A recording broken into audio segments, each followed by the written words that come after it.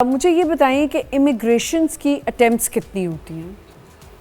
Immigration की कोई attempt नहीं है। इमिग्रेशन मल्टीपल कंट्रीज़ में अप्लाई किया जा सकता है। हमारे पास मल्टीपल क्लाइंट्स हैं जो ऑस्ट्रेलिया की इमिग्रेशन भी अप्लाई की हुई है, साथ में यूएस की बस इमिग्रेशन पैसा होना चाहिए, करते रहो अप्लाई। आप मल्टीपल कंट्रीज़ में ऑप्शंस एक्सप्लोर करना चाह रहे होते हैं लोग। ठीक है। तो multiple अच्छा, एक दफ़ा जब एक बच्चा स्टूडेंट पहुंच गया, उसके बाद की जो उसकी जर्नी शुरू हुई, डिफ़िकल्टीज़ हैं, उसमें आप लोग कैसे, वो क्या फेस करते हैं और आप लोगों की क्या हेल्प होती है? बेसिकली जब स्टूडेंट यहाँ से चला जाता है तो उसकी लाइफ बेसिकली वहीं से ही शुरू होती है। वहीं से ठीक शुरू है? होती है। बहुत सारे प्रॉब्लम्स हैं जो कि स्टूडेंट्स को फेस करना पड़ता है। सबसे बड़ा प्रॉब्लम स्टूडेंट का क्या है, वहाँ पे अकोमोडेशन को फाइंड आउट करना। ठीक है, जब यहाँ से स्टूडेंट जा रहा होता है हम उसको बहुत गाइड कर रहे होते हैं अकोमोडेशन के हवाले से, क्योंकि अगर मैं आपको सिर्फ एक कंट्री की एग्जाम्पल दूँ, फॉर एग्जाम्पल यूके की एग्जाम्पल दूँ, तो इन साइड ऑफ लंदन और आउटसाइड ऑफ लंदन दोनों की कॉस्ट जो होती है वो डिफरेंट आ रही होती है। ठीक है, ये स्टूडेंट को नहीं पता होता। Huge difference. स्टूडेंट जो है वहाँ पे जाके इस किस्म की मींस वेस्टेज ऑफ मनी होती है उसके पहले कि भाई उसको कहाँ रहना है, क्या करना है। फिर दूसरा जो मसला होता है वो उसके जॉब्स के हवाले से होता है। ठीक है, हमारे यहाँ पे जो एक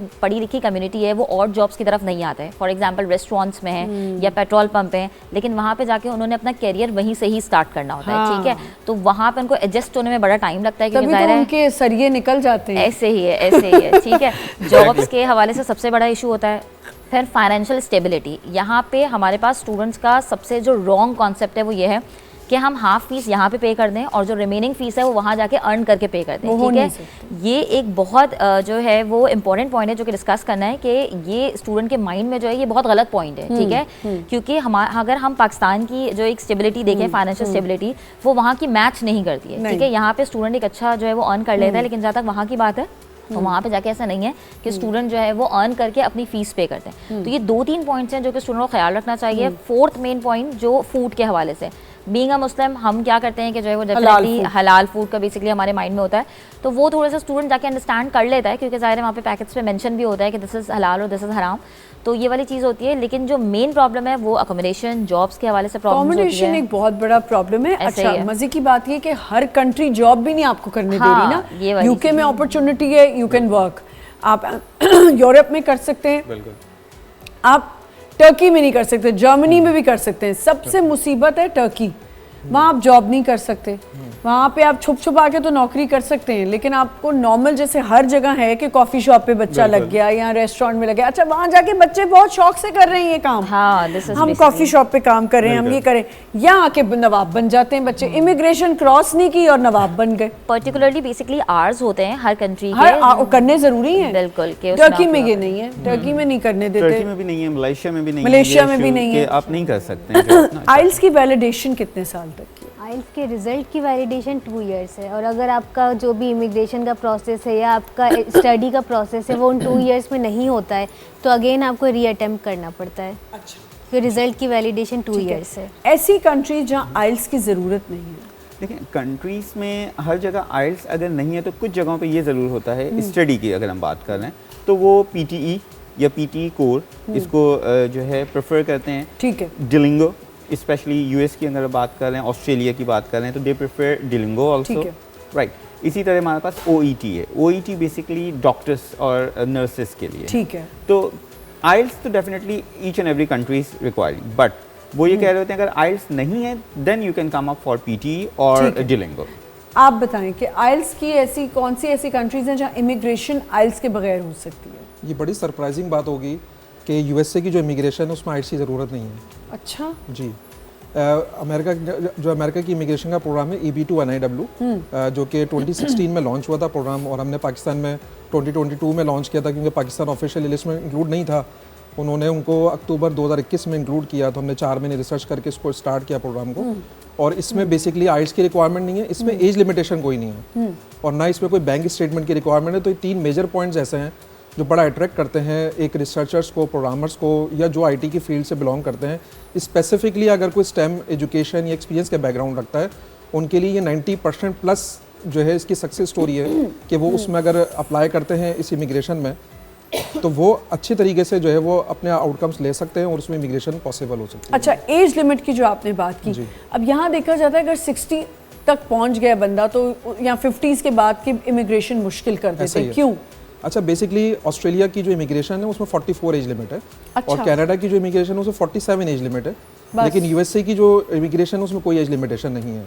उसकी वजूहत क्या है कि उनको बेसिकली यंग ब्लड की ज़रूरत है, उनको जो स्किल्ड वर्कर रिक्वायर्ड है वो बेसिकली यंगस्टर्स रिक्वायर्ड है। अमेरिका में क्यों नहीं है? अमेरिका में इसलिए नहीं है क्योंकि अमेरिका में जो रिटायरमेंट एज है ना वो 85 है, वरना नॉर्मली देखिए मेरी बात सुने, देखा ये जाता है कि अमेरिका में अगर इमिग्रेशन के लिए अब करे कोई अप्लाई तो वो कहते हैं ये आएंगे हमारे, हमें इनको पैसे भी देने पड़ेंगे, ये ओल्ड सिटीजन में चले जाएंगे। America is not a welfare state. अच्छा, ऑस्ट्रेलिया और कनाडा वेलफेयर स्टेट, यूके नहीं करता, यूके भी नहीं करता। ये ऑस्ट्रेलिया और कनाडा सिर्फ 2 कंट्रीज हैं जो वेलफेयर स्टेट है इमिग्रेशन के अंदर, तो उनके ऊपर लाइबिलिटी होती है कि कोई भी इमिग्रेंट वहाँ पे पहुंचेगा, इवन अगर उसको जॉब्स नहीं भी मिल रही हैं तो अनएम्प्लॉयमेंट अलाउंसेस उसको मिलेंगे, उसको मुख्तलिफ किस्म के अलाउंसेस मिल रहे होते हैं। तो ये जो यहाँ पर हमारे यहाँ जो लोग जॉब करने वाले, एक उनकी सर्टेनिटी नहीं क्रिएट हो रही होती, उनके लिए बड़ी आइडियल प्लेस होती है ऑस्ट्रेलिया कनाडा जाना, कि हम वहाँ एक दफ़ा पहुँच जाएंगे, भले हमारी जॉब ना भी लगे तो गवर्नमेंट हमें सपोर्ट कर रही होगी। ये चीज़ अमेरिका में नहीं है। अमेरिका में इवन अगर आपको डेंटल कोई आपको सर्जरी भी करवानी है तो वो लोग टिकट करके पाकिस्तान वापस आते हैं और फिर यहाँ से अपना सारा मेडिकल वो करके जाते हैं, क्योंकि वहाँ पर बहुत कॉस्टली है। इतना कॉस्टली, आप बिल्कुल ठीक कह रहे हैं कि मेडिकल सर्जरी से मुझे याद आई डेंटल की जो आपने बात की। अभी मेरी कज़न है, उनके बेटे को, वो हालांकि पासपोर्ट होल्डर है, बच्चा पढ़ रहा है वहाँ, नौकरी भी कर रहा है, उसको यहाँ आना पड़ा अपने दांत के, इतनी ज़्यादा बुरा दांत हो गया कि उसको यहाँ आना पड़ा। तो ये मुझे समझ नहीं आई, ये क्या बात हुई? अगर आप पासपोर्ट होल्डर भी हो तो क्यों हो रहा है आपके साथ ये? बेसिकली इंश्योरेंस नहीं कराई हुई? नहीं, आपके पास अगर इंश्योरेंस है, इंश्योरेंस तो हर एक के लिए नेसेसरी पार्ट है जी, और वहाँ की नीड है, लेकिन वो सब्सिडाइज हो जाता है अक्रॉस द वर्ल्ड। सबसे ज़्यादा जो इस टाइम पर जो सर्जरीज हैं वो जो कॉस्टली हैं वो बेसिकली हैं डेंटल की, ठीक है।